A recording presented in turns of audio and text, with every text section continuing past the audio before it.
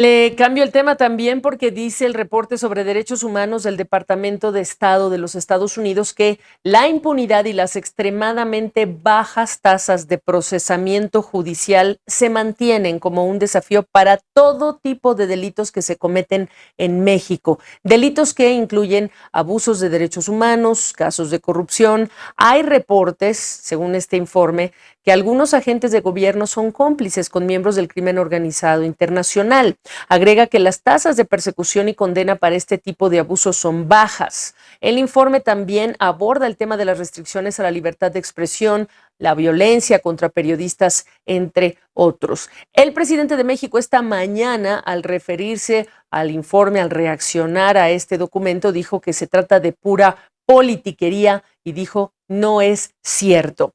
Bueno, vamos ya a saludar a Michael Chamberlain. Él es maestro en Derechos Humanos y Democracia. Él es presidente de la consultora Solidaria SC para pues poner en perspectiva el informe, la reacción del presidente del gobierno mexicano. ¿Cómo estás? Gracias por la oportunidad. Hay varios puntos que subraya este informe: las muertes arbitrarias a manos de la policía, del ejército y otros oficiales de gobierno o funcionarios.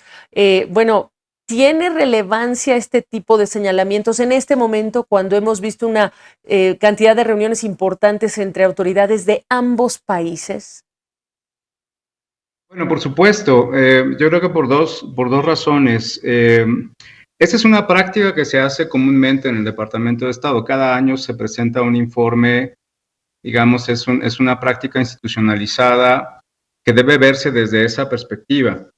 Pero justamente es el monitoreo de la situación de los derechos humanos que sucede en diferentes países que se vuelven una oportunidad justamente para estos diálogos. Me parece que dan materia, digamos, para las relaciones bilaterales. En estricto sentido, hay novedades en las descripciones de lo que tú ves en el documento, por lo que nosotros le reportamos a nuestra audiencia, incluso de datos oficiales, pues no las hay. Por ello, extraña la reacción del presidente. Efectivamente, desafortunadamente esta información ya la conocemos por otros informes como de Human Rights Watch, por ejemplo, o de organismos de Naciones Unidas, el Comité contra las Desapariciones. Hubo un pronunciamiento muy importante del Parlamento de la Unión Europea con respecto a periodistas, en fin, la Comisión Interamericana, por no hablar de los organismos nacionales que también han estado repitiendo una y otra vez.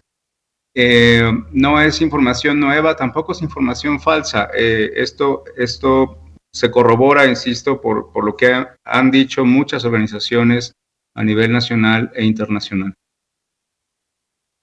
Bueno, e incluso, si me permites, Michael, hemos hablado, por ejemplo, en relación con este informe, hay otra parte en donde se habla sobre desplazamiento de personas a causa de la violencia, el presidente mexicano diciendo que es más seguro viajar pues en México que en Estados Unidos. Otra vez para señalar un poco el tipo de expresión del presidente en relación con el tipo de colaboración, pues para atender los casos de casa.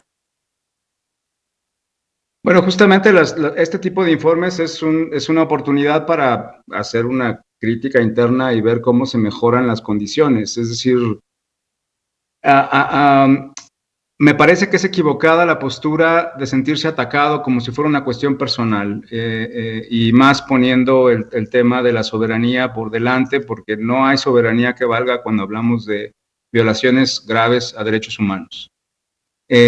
Insisto que la postura del gobierno tendría que ser de diálogo en torno a estas problemáticas, evidentemente recibir la evidencia que tenga el Departamento de Estado y discutir las salidas. O sea, también hay un vínculo directo con Estados Unidos en cuanto al efecto que tiene con los derechos humanos, y sería bueno dialogarlo también de manera bilateral para resolver estos problemas.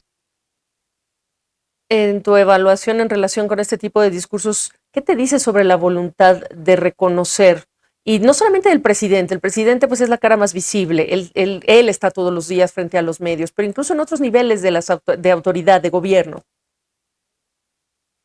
Desafortunadamente, el no reconocimiento de estos problemas, el primer efecto que tiene es que no se atienden. Tenemos un problema muy serio de corrupción que está enquistada en las instituciones de impunidad por arriba del 90% desde antes de este gobierno y también en este gobierno, y no se quiere mirar, no se quiere atender la problemática, y esto lo que ha generado es un aumento de víctimas de casos de violaciones graves. Y bueno, desafortunadamente la profundización en realidad lo que está haciendo es debilitando cada vez más el Estado de Derecho. Y en este sentido, como maestro de Derechos Humanos y Democracia, hablando de esto último, del tema de la democracia, ¿hay este entendimiento de esta conexión por parte de la autoridad, crees tú?